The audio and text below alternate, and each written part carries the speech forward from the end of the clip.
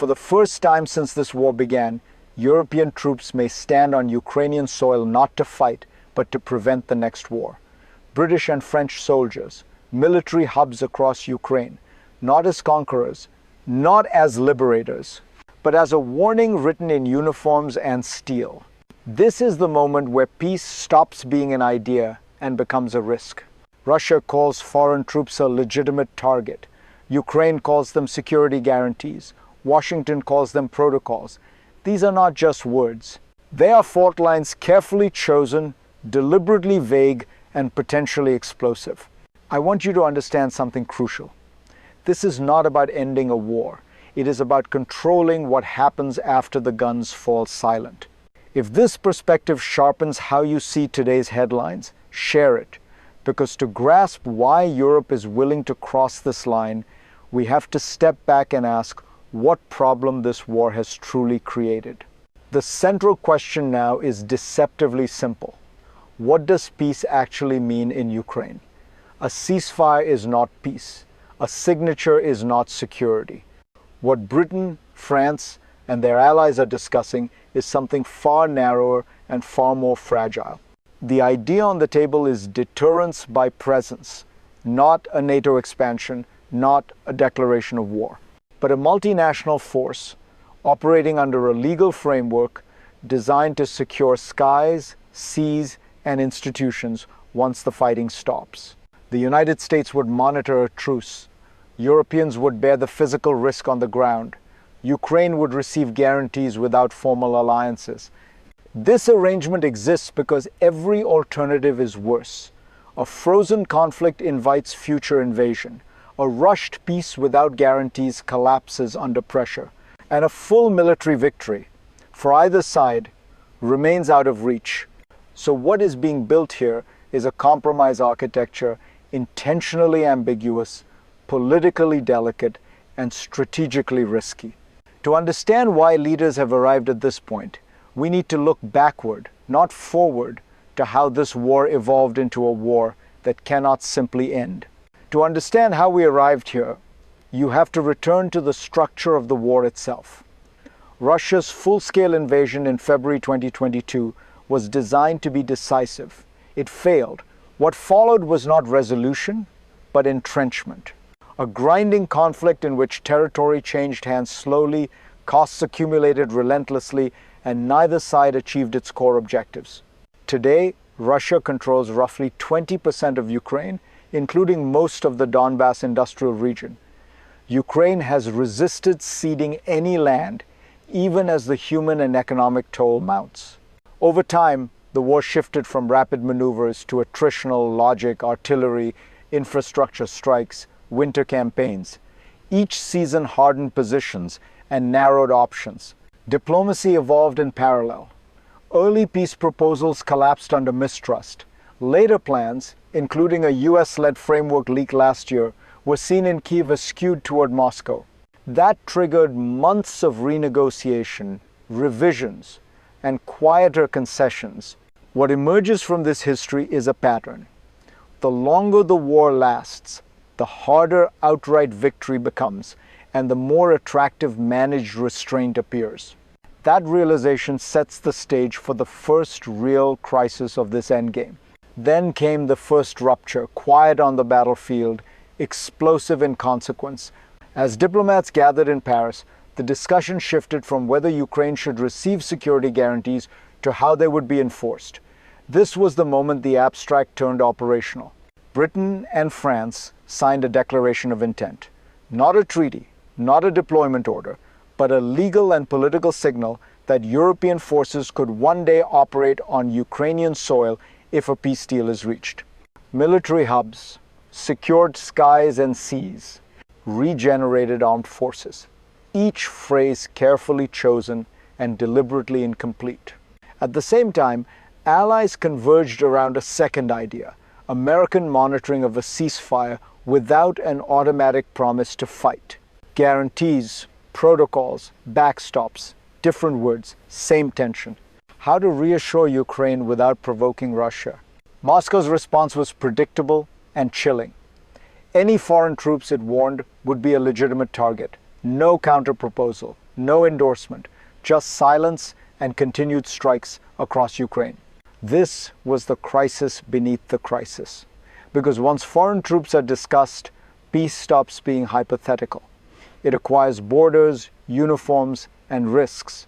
And from that moment on, the war is no longer only about territory. It is about the system designed to contain it. To see why the system looks the way it does, we need to examine what's hidden beneath the language of diplomacy. What sits beneath this diplomatic language is a mechanism built on calculated ambiguity. The proposed force is neither peacekeeping nor combat ready in the traditional sense. It exists in the space between visible enough to deter, limited enough to avoid escalation. That is not a flaw. It is the design. European troops would not be there to defeat Russia, but to raise the cost of renewed aggression. Their presence turns any future attack into a decision with immediate international consequences. At the same time, the absence of a formal NATO mandate preserves political flexibility for Washington, which prefers oversight to obligation. This is why the terms matter. Security guarantees suggest commitment. Security protocols suggest process. Each side hears what it needs to hear. Ukraine gains reassurance without waiting for membership.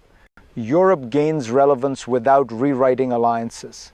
The United States gains influence without automatic entanglement. But ambiguity cuts both ways. Russia sees a red line being approached, not crossed yet, and deterrence only works if all parties believe escalation would be irrational. That is the hidden gamble. A system designed to prevent war by making it too costly must also avoid becoming the very trigger it seeks to contain. This tension is not theoretical. It is about to collide with reality on the ground and in the lives of ordinary Ukrainians. The second crisis is not diplomatic. It is human, and it is unfolding in real time. As negotiations inch forward, the war does not pause. Russian strikes continue to hit cities and critical infrastructure, power grids, heating systems, transport lines. The slow violence of attrition persists, even as peace is discussed in conference rooms. This creates a dangerous paradox. The closer leaders move toward a ceasefire, the greater the incentive for pressure on the ground. Every advance, however modest, strengthens bargaining positions. Every winter endured weakens public patience. Ukraine faces the prospect of yet another season defined by cold, loss, and exhaustion, an attritional winter that will hurt it far more than Russia. Zelensky understands this calculus. He speaks of milestones, not endings, of progress, not guarantees. Behind the optimism is a stark choice. Accept an imperfect peace framework, or continue a war whose costs are increasingly asymmetric. Russia, meanwhile, has little reason to hurry. It controls most of Donetsk and nearly all of Luhansk. It rejects compromise and warns of escalation while remaining conspicuously silent on diplomacy. This is the second rupture, peace negotiations advancing under fire. A moment where delay kills, but haste risks locking in injustice. And it is precisely here that the war's consequences begin to fall most heavily, not on states, but on people. For the people of Ukraine, the stakes are immediate and visceral.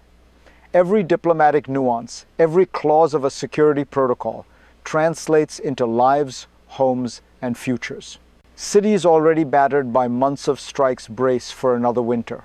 Families wonder if the ceasefire they hear about in press conferences will ever reach their streets.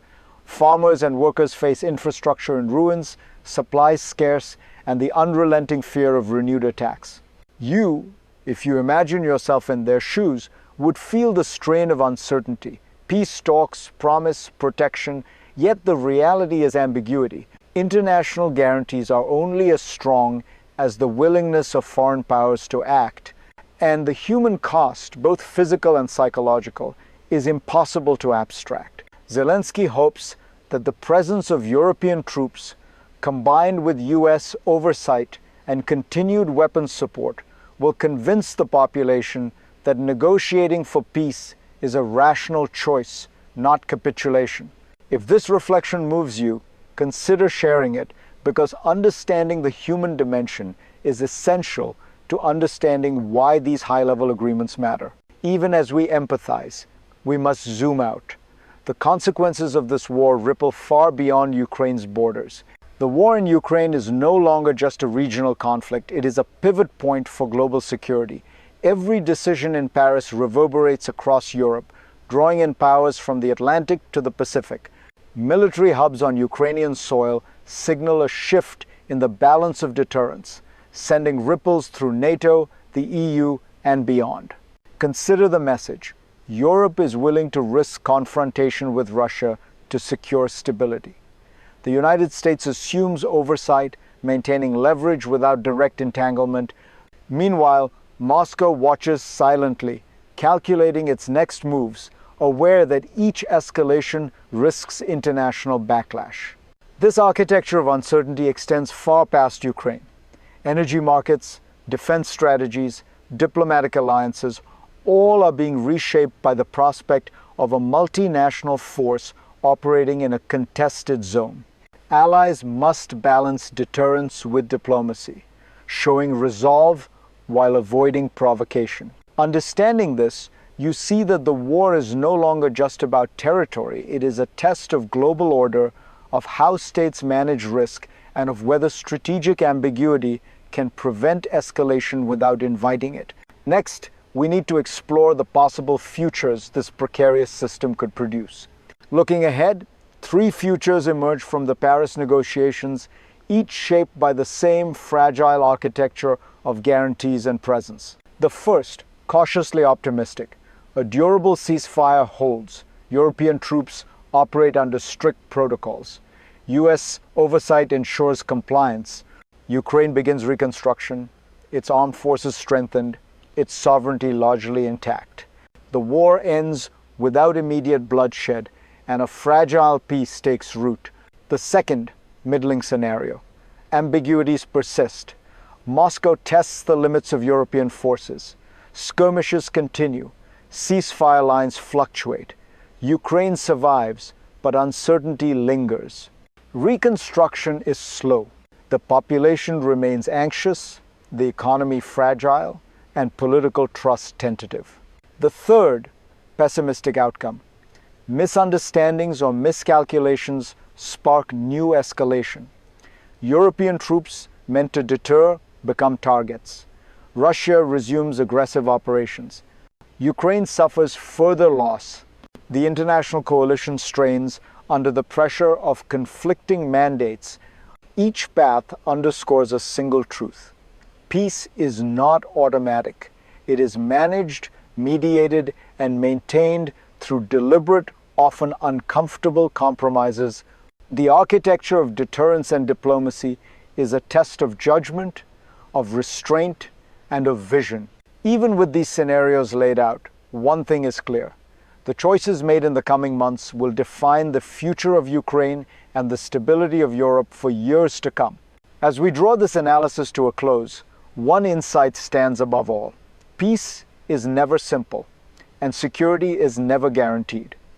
The presence of European troops in Ukraine, the US, oversight of a ceasefire, the carefully worded protocols, all are part of an intricate dance aimed at preventing history from repeating itself. You, watching from afar, may see only headlines. But for Ukrainians, for European leaders, for global powers, every decision is loaded with consequences. The lesson is stark. Stability requires courage, compromise, and the willingness to operate in shades of gray. There are no perfect solutions, only managed risks. If today's breakdown helped you see the deeper forces shaping this conflict, share it. Help others understand that diplomacy is as strategic and as precarious as any battlefield maneuver. And as this chapter closes, remember, the story of Ukraine is far from over. What happens next will not only determine the fate of a nation, but the balance of Europe itself. Stay informed, stay engaged, and prepare to witness history in motion.